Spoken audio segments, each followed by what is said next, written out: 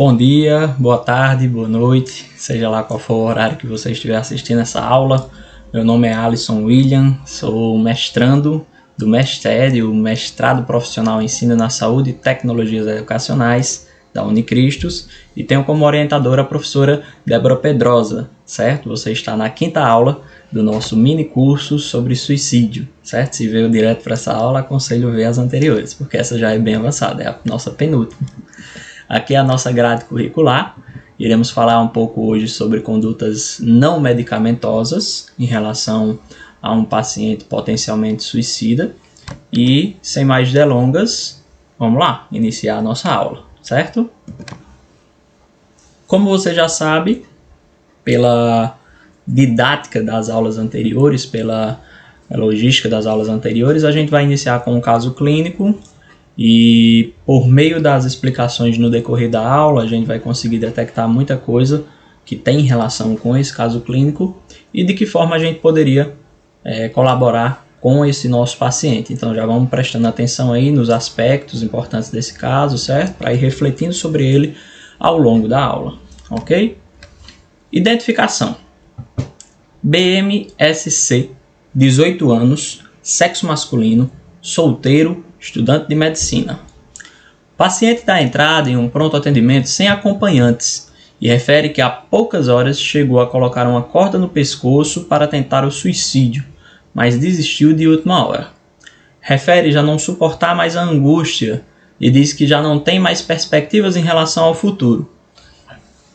Seus sintomas começaram após o falecimento da mãe, há 1 ano, e se agravaram quando passou a morar sozinho para cursar medicina, distante de seu pai, que mora em outra cidade, e não fez muitos amigos na turma. A ideação e o planejamento de se matar por enforcamento persistem. De antecedentes pessoais patológicos, nega comorbidades, antecedentes familiares, o pai depressivo. Substâncias psicoativas, nos últimos meses passou a beber sozinho no apartamento onde mora. Por vezes bebe de forma exagerada nos finais de semana. Nega tabagismo ou uso de drogas ilícitas. Contexto atual. Mora sozinho em um apartamento, seu pai mora em outra cidade, a 150 km de distância, não tem irmãos, ainda não construiu bons vínculos na nova cidade, a relação com o pai é razoável, mas ficou mais distante após o genitor ficar deprimido. Então, atualmente, o genitor ainda se encontra deprimido. Quais as principais condutas não medicamentosas, devemos adotar em relação a esse paciente? Lembrando que as condutas medicamentosas serão alvo da nossa última aula. Então, hoje a gente vai pensar principalmente em orientações não medicamentosas que a gente vai ter para o nosso paciente, certo? Vamos lá. As primeiras providências que a gente deve tomar diante de qualquer paciente como esse são, a curto prazo, manter o paciente seguro, obviamente, e a médio prazo, tentar manter esse paciente estável. As estratégias que a gente vai utilizar para isso, vamos ver no decorrer dessa aula. Aqui eu tenho um fluxograma bem interessante, uma organização, feita dessa maneira. Ao final, como já disse em outras aulas, você vai poder encontrar as referências bibliográficas e a fonte de onde foi tirada essa imagem lá nas referências, lá na plataforma Save, certo? Caso você esteja acessando essa aula somente pelo YouTube, dá uma olhadinha lá na plataforma para ver as referências. E aqui ele resume bem, as condutas de uma forma bem simplificada, a gente ainda vai esmiuçar melhor isso aqui, mas para o baixo risco, a gente teria que a gente já viu os critérios na aula anterior para classificar esse paciente como baixo risco, mas seria basicamente encaminhar ao profissional de saúde mental, ou médico, programar visitas com intervalos regulares, entre muitas outras medidas que a gente vai poder orientar para os pacientes de baixo risco. Já que no paciente de médio risco já é um pouco mais complexo, ele deve ser prioritariamente encaminhado ao psiquiatra, ou algum outro médico, e agendar uma consulta o mais breve possível. Então, um paciente que já demanda uma atenção bem maior. No paciente de alto risco, realmente não tem muita negociação. É um paciente que vai precisar de uma internação. Vou até falar um pouco sobre essa questão da internação domiciliar, certo? Normalmente a gente vai acabar optando pela hospitalização, mas a internação domiciliar também é uma alternativa viável. Vamos lá. Esmiuçar isso aqui. Baixo risco. No baixo risco a gente vai ter, né, para esse paciente, normalmente é uma situação de atendimento ambulatorial, certo? Normalmente acontece ali na atenção primária, pode obviamente acontecer em um ambiente secundário ou terciário, mas o paciente de baixo risco, esse atendimento vai acontecer normalmente na atenção primária e é o local onde esse paciente realmente vai poder seguir o seu acompanhamento, na atenção primária. Eu não vou ficar repetindo, né, os critérios que o levaram a ser classificado como baixo risco, porque isso já foi assunto das aulas anteriores, tranquilo? Qualquer dúvida, volta lá na aula, vê bem direitinho. Os objetivos dessa avaliação vão ser justamente a identificação da principal hipótese diagnóstica para que você possa justamente iniciar um tratamento adequado ou encaminhar, se você não se sentir confortável para o acompanhamento desse paciente, ou, né, obviamente, se você for o enfermeiro ou psicólogo ou outro profissional da equipe que estiver avaliando esse paciente, é um paciente que também merece uma avaliação médica, então encaminhar aqui no sentido de encaminhar para avaliação médica também, né, esse paciente, caso você seja um profissional da equipe que não seja o profissional médico, tranquilo? Então, caso você não seja o psicólogo, é importante também encaminhar para acompanhamento psicológico. Esse paciente irá se beneficiar tanto da terapia individual como da terapia de grupo, certo? E aí na terapia de grupo, obviamente, podendo ser conduzida pelo psicólogo da equipe, pelo enfermeiro da equipe que tem um treinamento, né, nessa condução de grupos terapêuticos. Incentivar melhoras no estilo de vida, principalmente atividade física regular. Vou falar um pouco mais de forma aprofundada daqui a pouco sobre o exercício físico. Intervenções digitais autoguiadas ainda não é exatamente a nossa realidade, mas é uma coisa muito bacana e que vale a pena mencionar. Mindfulness, que são técnicas baseadas em meditação, também vamos aprofundar. Então veja que são muitas coisas que podem ser recomendadas para esse paciente de baixo risco, um paciente teoricamente ali de baixa complexidade, mas que merece uma atenção médica, um acompanhamento psicológico, seja individual ou em grupo, recomendações para melhora no estilo de vida, né, possibilidade de no futuro intervenções autoguiadas e também intervenções baseadas em meditação, como é o caso do Mindfulness. Vamos ver um pouquinho mais sobre essas formas de tratamento. Peguei aqui um artigo, né, uma revisão sistemática e meta-análise da JAMA, reforço, sempre tentando trazer evidências robustas, né, de periódicos confiáveis para vocês, certo? Que mostra a associação entre a atividade física e o risco de depressão. Ele vai colocar aqui numa unidade de medida chamada MET, que é a sigla em inglês para equivalente metabólico de tarefa, certo? Depois vale a pena dar uma conferida, tem várias tabelas aí pela internet de MET, né? Quanto que é o MET de corrida, de musculação, de futebol, enfim, de diversos tipos de exercício físico, e o quanto que ele recomenda de horas, né, baseado nesse MET da atividade que você realiza, para ser realizada por semana. E o que a gente tem como principal resultado, pessoal, é que mesmo para os pacientes que fazem atividade física abaixo do que é recomendado, do que é preconizado, mesmo assim isso já mostra uma curva inversa, uma relação realmente que é inversamente proporcional ao risco de suicídio. Quanto mais atividade física fizer, mesmo abaixo das recomendações, menor o risco de depressão.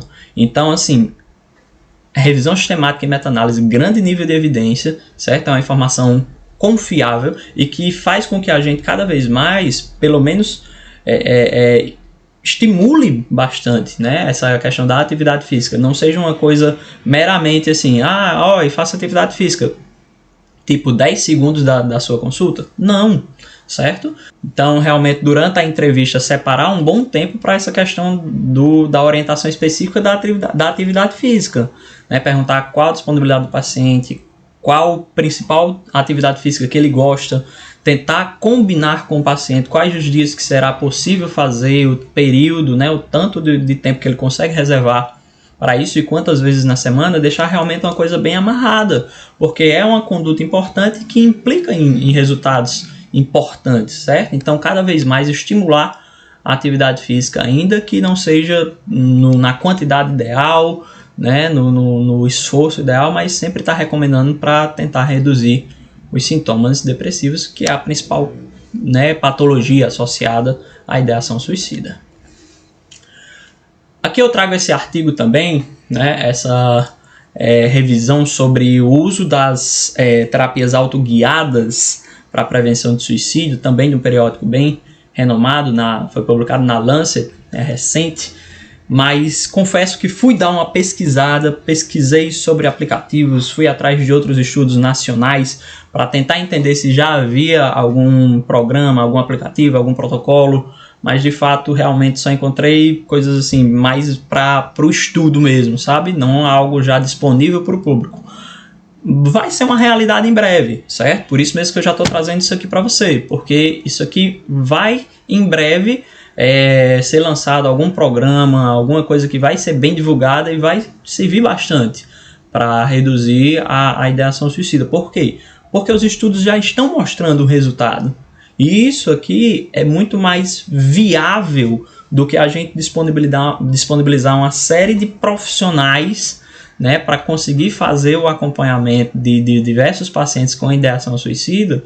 Então isso aqui, pelo fato de ser uma coisa assíncrona, que o paciente pode acessar e pode ir fazendo ali de forma autoguiada, né, por meio de uma intervenção autoguiada com um protocolo, né, com um aplicativo, um programa específico, reduzir, né, a questão da ideação suicida, dos sintomas depressivos por meio de um acompanhamento autoguiado. Isso é o futuro. Então, assim, é importante você saber que isso já existe, que é legal, que é bacana, que tem resultado, certo? Que tem resultado comprovado e que em breve vai começar a ser utilizado em maior escala, certo? Esse estudo aqui, pessoal, estou trazendo para também falar um pouco sobre mindfulness. De fato, em relação a sintomas depressivos, sintomas ansiosos, outros tipos de patologias, os resultados eles ainda são um pouco controversos, ainda necessita de uma maior quantidade de estudos para a gente poder dizer que realmente os resultados são estatisticamente significativos. Mas, em relação a outros quesitos, quando analisados, por exemplo, esse estudo analisou os efeitos na cognição, né, e na saúde mental de uma forma geral em crianças e adolescentes, já teve um efeito bacana, né, bem demonstrado. O mindfulness, né, ele é um tipo de terapia baseado na meditação.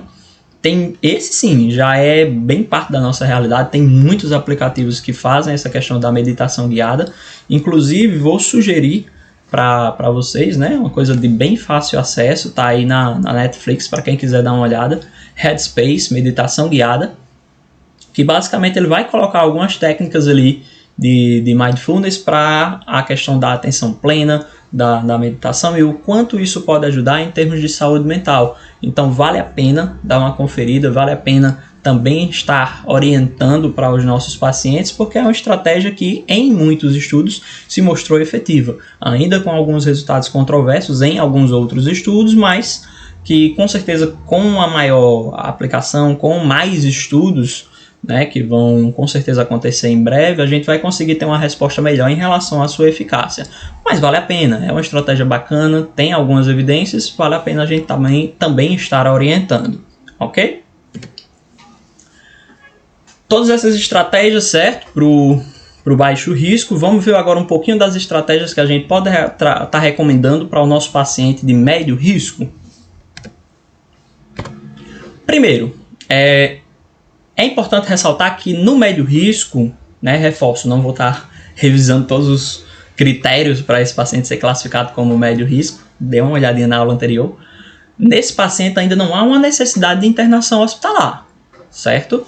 Então, é um paciente em que todas as medidas orientadas para o baixo risco, elas também são importantes, mas que não necessariamente vai ter toda aquela gravidade a ponto de você realmente ter que restringir numa internação hospitalar ou numa internação domiciliar, mas que o apoio familiar vai ser fundamental. Principalmente pelo critério da vigilância. É um paciente que necessita de vigilância redobrada. Então, se for, por exemplo, um paciente que é do médio risco, mas que ele fica sozinho durante a maior parte do dia e não tem esse apoio familiar, não tem essa rede de suporte, isso é um fato que já conta para esse paciente progredir do médio risco para possivelmente ali um alto risco, certo? Então, necessita de um apoio familiar, paciente no médio risco, para você conduzir a situação como um médio risco.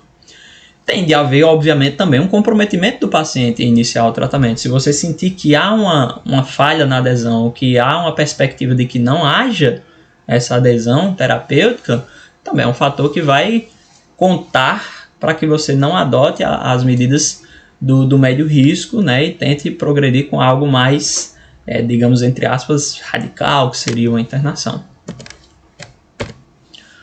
No médio risco, é importante orientar tanto o paciente quanto os familiares a tentar reduzir o acesso a meios letais. Então, cordas, facas, tela na janela, se for o caso, por exemplo, de um apartamento, né, com uma certa altura, tentar reduzir o acesso a, por exemplo, se houver veneno, arma de fogo, ou seja, tentar de alguma forma minimizar o risco desse paciente ter acesso a meios que podem ser letais, certo? Pelo menos, eu sei que é difícil, vamos dar um exemplo aqui, facas a gente utiliza de forma rotineira, né, para a cozinha, para outras coisas, mas pelo menos tirar do contato visual desse paciente e deixar de modo guardado, reservado, aquela corda que está ali, por exemplo, na rede, né, pendurada e está bem de fácil acesso, só o fato dela estar guardada e não estar a todo momento estimulando ali a visão do paciente, estimulando pensamentos negativos, já conta, certo? O ideal, obviamente, é estar restrito, é estar em um local reservado, escondido, de preferência com chave, mas pelo menos só de restringir ali aquele estímulo visual já é um bom avanço. Os medicamentos, por também se configurarem como uma forma do paciente chegar a tentar tirar a própria vida, também deve estar em posse dos familiares, de preferência. Então, você vai lá prescrever as medicações, você já orienta o seu paciente que, preferencialmente, os remédios vão ficar com o seu pai, com a sua mãe, com o seu irmão, seja lá qual for o familiar que estiver dando o suporte a esse paciente. E é interessante também não tirar totalmente a autonomia do paciente. Essa questão da administração dos remédios pelos familiares é mais uma questão de, obviamente, restringir o acesso do paciente a uma grande quantidade de remédios. Então, se você quiser orientar o familiar a, no começo do dia, recortar ali na cartela os comprimidos, né, que serão utilizados pelo paciente ao longo do dia no seu tratamento e deixar o paciente com aqueles comprimidos de forma que ele possa administrar, como ele sabe administrar, né, nos casos em que ele souber, obviamente, é importante, né, para reforçar essa questão da autonomia, da confiança do paciente, mas dar todos os remédios, todas aquelas cartelas, as caixas do remédio na mão do paciente, ele com pensamentos negativos, com uma possível ideação, né, e planejamento de ingesta de medicamentos, obviamente que não é seguro. De preferência, já que você tem um certo receio em relação à utilização dos remédios para uma tentativa de suicídio, também não é interessante você prescrever 3 caixas do medicamento. Também não é legal. De preferência, prescrever o mínimo de cada um, porque suas avaliações vão ser mais frequentes para esse paciente que tem um médio risco. Então, uma caixa no máximo de cada remédio já está mais do que suficiente. E aí, programar reavaliações rotineiras. Não ficar sozinho é fundamental, né? Estar sozinho, e aí não precisa exatamente o paciente ficar, por exemplo, não pode ficar sozinho no quarto. Pode, a gente também, obviamente, tem que respeitar a privacidade dos nossos pacientes, mas ficar sozinho em casa, aí já não é legal, porque realmente vem essa questão de desencadear pensamentos negativos, de não ter ali outras pessoas que possam socorrer em uma eventual tentativa, e não estar só, já por si só, já é um fator que inibe a tentativa por parte do paciente. E aqui chegamos num ponto importante, não que os outros não sejam, mas esse é muito importante. Estabelecer um plano de segurança. Vamos ver o que é um plano de segurança? Plano de segurança é muito utilizado no acompanhamento psicológico, é uma ferramenta que é bastante utilizada principalmente na terapia cognitivo-comportamental, mas que pode ser utilizada por todos os profissionais de saúde que estão fazendo o acompanhamento desse paciente, certo? Tanto pelo enfermeiro, pelo médico, pelo psicólogo que está acompanhando. E nesse plano de segurança, o paciente vai colocar algumas estratégias que o possam ajudar no momento de crise, de pensamentos mais negativos. Vamos ver mais ou menos aqui um modelo de plano de segurança. Existem outros modelos em algumas outras fontes, você pode estar dando uma pesquisada, estar dando uma olhada melhor na internet ou em livros, você vai encontrar realmente alguns modelos de plano de segurança. Esse aqui começa pela seguinte pergunta, né? O que provoca o desejo de me matar ou de me autoagredir? E esse plano, de preferência, ele deve ser preenchido pelo paciente, certo? O paciente deve escrever de próprio punho as coisas que realmente são perguntadas, com a orientação do profissional ali naquele momento. Então não deve ser uma tarefa de casa, não deve ser respondido pelo profissional, o profissional não vai anotar essas coisas, deve ser feito preferencialmente pelo paciente, mas na presença do profissional, para que ele possa guiar, possa orientar em relação a alguma dúvida, né? E para que esse plano ao final, como vocês podem ver aqui, seja datado e assinado pelo profissional e pelo paciente, inclusive, se possível, também pelos familiares, certo? 2. Como perceber que preciso dar os primeiros passos para me cuidar e me manter em segurança? Percebe que as perguntas elas vão evoluindo, né? Quando eu perceber que uma dessas coisas aconteceu, coisas negativas, né, fatores estressores, ou quando eu sentir que quero morrer ou me machucar, vou fazer o seguinte, e aí desenvolver, obviamente, junto com o paciente, estratégias que possam reduzir essas sensações. Letra A, afastar dos meios que já usei ou possa vir a usar para me machucar. Também pedirei para alguém em quem confio me ajudar nisso, e aqui é interessante colocar as estratégias de ajuda, as pessoas que podem ajudar. Vou tentar relaxar por meio de, e aí coloca as atividades que ajudam o paciente nesse tipo de relaxamento. Farei alguma atividade física, por exemplo, e aí coloca aqui também, vai preenchendo. Desviarei minha atenção por meio de, certo? E aí também, obviamente que algumas dessas perguntas vai ter coisas que podem coincidir um pouco com as outras, certo? E sem problemas, né? Algumas respostas podem ter um pouco de coincidência. Repetirei para mim mesmo os seguintes pensamentos, que também podem ajudar nesse momento. E esse ponto é importante. À medida que os pontos seguintes eles não vão aliviando tanto assim para o paciente, ele vai evoluindo, o pensamento não vai conseguindo ceder por meio das estratégias, chega num ponto que realmente o paciente ele precisa entrar em contato com alguém que funciona como sua rede de apoio. Entrarei em contato com pessoas que me dão força. E aí coloca o próprio paciente, estimulado pelo profissional, lá na hora mesmo. Coloca o nome dessa pessoa, coloca o telefone e se compromete a entrar em contato com essa pessoa se realmente os sintomas estiverem muito intensos, se ele não estiver conseguindo dar conta de controlar por meio das estratégias anteriores. Coisas pelas quais vale a pena continuar vivo, fatores de proteção, extremamente importante a gente ter em mente.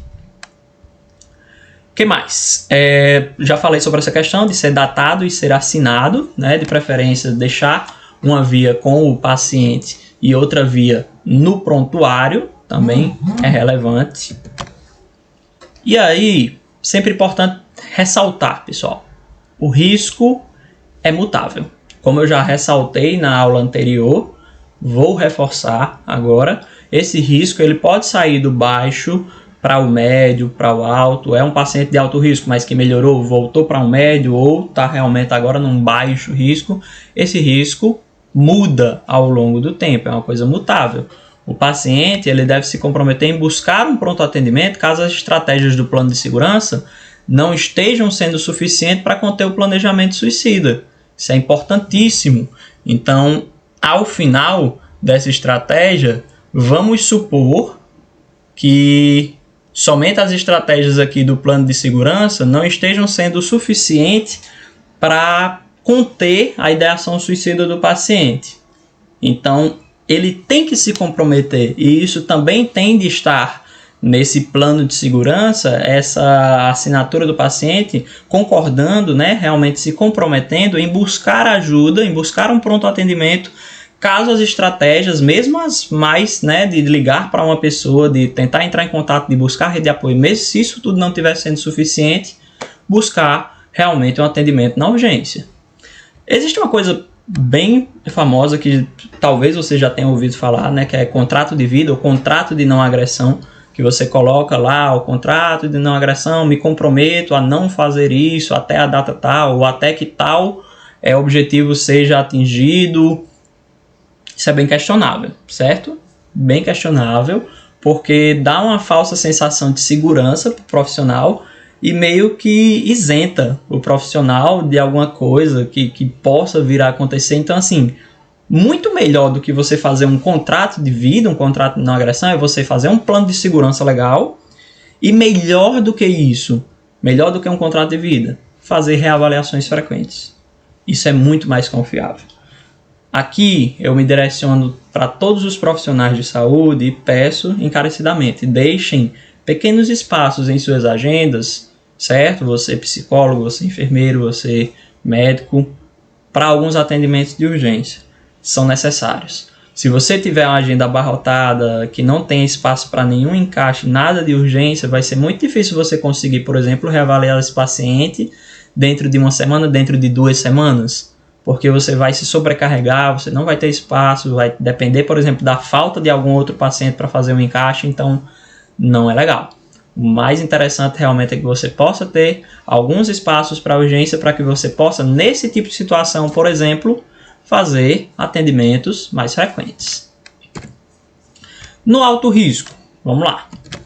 Para o alto risco, pensando aqui em uma situação de pronto atendimento, primeiro de tudo você tem que garantir que o paciente não vai se evadir do local. Isso é, né, o básico. No alto risco de um pronto atendimento em saúde mental, normalmente já existe meio que uma questão de reduzir ali o acesso a meios letais, já é um ambiente mais ou menos preparado. Mas vamos supor que você esteja num pronto atendimento geral, certo? Às vezes não tem todo esse cuidado, então é interessante tentar evitar o acesso a meios letais dentro do próprio ambiente onde você estiver atendendo. Não é comum esses pacientes, né, com risco de suicídio, com alto risco de suicídio, eles terem uma atitude hostil ou agressiva, mas vamos supor que seja um paciente esquizofrênico, né, que não está ali, que não tem insight, né, esteja agressivo, com atitude hostil, pode acontecer, não é a regra, certo? Mas pode ser necessário você realizar também uma contenção física ou uma contenção química uma contenção química para esse paciente. Então, estar preparado para esse tipo de situação. Pessoal, no alto risco, internação. Internação vai ser realmente uma coisa relevante, uma coisa importante para um paciente que tem um alto risco de suicídio, porque visa garantir a integridade física desse paciente. Então, internação psiquiátrica, que ela pode inclusive ser involuntária, desde que ali o familiar, né, realmente concorde, ou, por exemplo, vamos supor esse caso, paciente esquizofrênico que não tem um juízo crítico da realidade, né, não tem ali um insight preservado, a gente também pode estar fazendo a internação involuntária, mesmo que ele não tenha vindo com acompanhante, que é muito difícil, certo? A maioria dos casos vai ter acompanhante, certo? E nesses casos realmente a gente vai precisar de internação. Ressalto, nem sempre vai ser uma internação hospitalar. Há uma possibilidade de internação domiciliar, mas também muito cuidado, pessoal, na internação domiciliar. É preciso que você tenha um suporte familiar muito bacana, que você tenha um nível de compreensão dos familiares, um nível de adesão terapêutica, que você tenha muitos fatores ali para que você considere que aquele tratamento pode fluir bem sem estar em um ambiente hospitalar, teoricamente um ambiente bem mais seguro para esse paciente. Então, muitos critérios precisam ser atendidos para que você realmente se sinta seguro para uma internação domiciliar. A internação hospitalar acaba sendo mais segura para esse paciente que é classificado como alto risco. Vamos supor que você esteja em um ambiente de UPA, né, ou num hospital de um local pequeno, de uma cidade pequena, um hospital regional, de uma cidade menor, que não tenha vaga psiquiátrica, certo? Como é que você vai tentar essa regulação para um hospital psiquiátrico? Principalmente por via SAMU, certo? O SAMU ele é o meio mais adequado para que você possa estar fazendo a transferência desse paciente para um local onde ele possa ter uma internação adequada, né? O pessoal do SAMU tem treinamento em condução desse tipo de situação, inclusive em algumas localidades existe o SAMU psiquiátrico, existem equipes específicas para isso, certo? Então, na dúvida, é sempre interessante acionar o SAMU para que você possa estar conduzindo esse paciente para um ambiente onde ele possa ser devidamente avaliado e, se for necessário, internado. Durante a internação, é importante também se atentar a algumas outras coisas, como, por exemplo, remoção de objetos perigosos que possam ser utilizados para autoagressão. Obviamente, o leito deve ser de fácil observação pela enfermagem. Eu digo isso principalmente a internações em hospitais clínicos, né, que hoje em dia é cada vez mais comum, devido a essas questões da reforma psiquiátrica, né, o fim dos, entre aspas, manicômios, né, a gente sabe que hoje em dia não é mais chamado assim, mas enfim, e cada vez mais o fechamento dos hospitais psiquiátricos e a abertura de leitos psiquiátricos em hospitais clínicos. Então, nesses hospitais, tem que ser preferencialmente no andar térreo, ou em localização ou em local com proteção nas janelas. Infelizmente, já tivemos casos de pacientes registrados, né, que cometeram suicídio justamente por não ter proteção na janela e está internado em um hospital clínico. Então, ele se jogou, né, de uma certa altura. Infelizmente, acontece. Tem que ser um leito de fácil observação pela enfermagem, preferência aquele leito ali mais próximo, né, do setor da enfermagem. Recomendável acompanhante, a gente sabe que na internação em hospital psiquiátrico quase todas não tem acompanhante, mas nenhum hospital clínico é fundamental que haja acompanhante para ajudar na vigilância desse tipo de situação. Até porque em trocas de turno, em período noturno ou em passeios no pátio, são períodos mais perigosos e que, de fato, no hospital clínico não tem tanta vigilância assim como no hospital psiquiátrico. Então é necessário um acompanhante para ajudar nesse processo. Há algumas situações em que há um risco aumentado. Por exemplo, na primeira semana de internação hospitalar, é um risco alto, estatisticamente falando, certo? Tem um alto risco de suicídio na primeira semana da internação hospitalar dentro do hospital, ele achar algum meio pelo qual ele venha a cometer suicídio, e no primeiro mês após a alta hospitalar. Também é um período que estatisticamente está muito associado ao suicídio. Então a gente tem que ter cuidado com esses períodos que estatisticamente são mais associados a um suicídio. A alta hospitalar, por esse motivo, né, de ter um alto índice no primeiro mês após a alta, ela deve ser com uma garantia de acompanhamento em local apropriado. Então você vai estar dando a alta ali daquele paciente sem saber quando é que vai ser exatamente a consulta dele com o psiquiatra, no CAPS, com o psiquiatra particular ou em algum outro serviço. Não é o ideal. Você já tem que ter uma coisa ali já, entre aspas, amarrada com o serviço no qual ele vai ser acompanhado posteriormente. De preferência até com uma reunião familiar no dia da alta, para que os familiares compreendam bem e tenham realmente todas essas questões, né, tirar as dúvidas em relação ao acompanhamento, esclarecer em relação à adesão aos medicamentos, como é que vai ser o acompanhamento com o psiquiatra, com o psicólogo, com toda a equipe, enfim, né, uma reunião para esclarecer bem todas as questões para a família. Eu sei que a eletroconvulsoterapia é uma medida não medicamentosa, certo? Mas devido a questões de didática, né, eu acho que fica mais interessante falar um pouquinho sobre eletroconvulsoterapia na próxima aula, certo? Então, assim, quando for falar sobre medicamentos, sobre, por exemplo, ketamina, escetamina, também vou falar um pouquinho sobre eletroconvulsoterapia. Tá joia? Então, embora não seja medicamentoso, mas vamos deixar para a próxima aula, tranquilo? Vamos voltar para o caso clínico?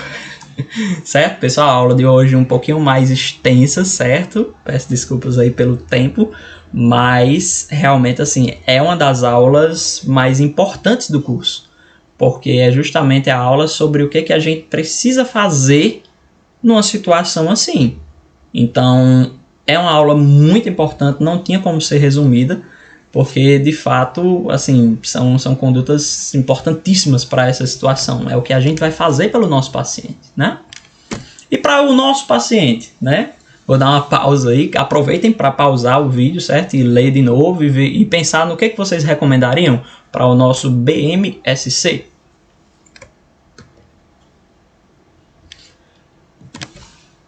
E aí, vocês viram que esse é um paciente de alto risco, né? Pois é, paciente de alto risco, com planejamento ativo, acabou de sair de uma tentativa de suicídio, assim, chegou a colocar a corda no pescoço e desistiu por conta própria, né? Não foi impedido por outras pessoas, mas desistiu por conta própria. Já tenta ali, já meio que conta, né, como uma tentativa. Então, assim, é um paciente de alto risco. Ele não tem suporte familiar. Está com planejamento ativo e bem delineado. O pai está em outra cidade. A alternativa que a gente tem nesse momento, pessoal, é realmente esclarecer esse paciente que a gente vai precisar da internação. A internação é o mais seguro para ele nesse momento. Quais as medidas que seriam interessantes para ele agora nesse momento?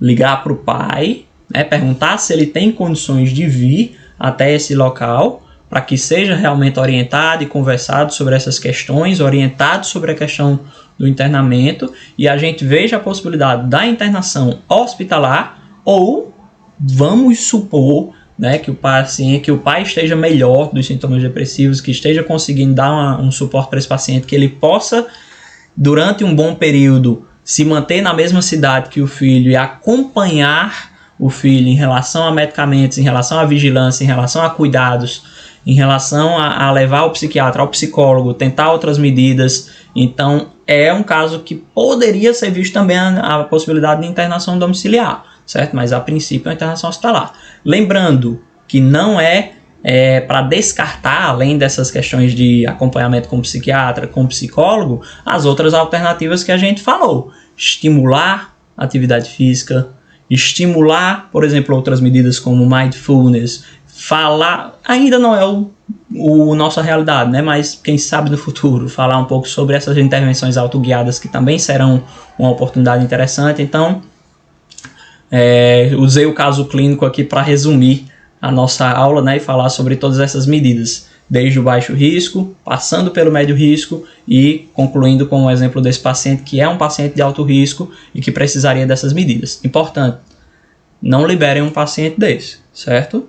Paciente desse, mesmo que seja para internação domiciliar, ele não pode ser liberado do seu consultório sem a presença do familiar. Já aconteceu comigo em outras situações, por exemplo, num paciente desse ter um suporte razoável e a gente não optar pela internação, mas você também não pode liberar ele nesse momento. Você tem que ligar, certo? E esperar. Esperar o familiar chegar, para o familiar chegar, se responsabilizar por todo esse acompanhamento, essa vigilância, essa adesão, e aí sim anotar tudo em prontuário, importantíssimo, marcar um retorno para logo em breve, e aí sim você poder liberar o paciente com o familiar.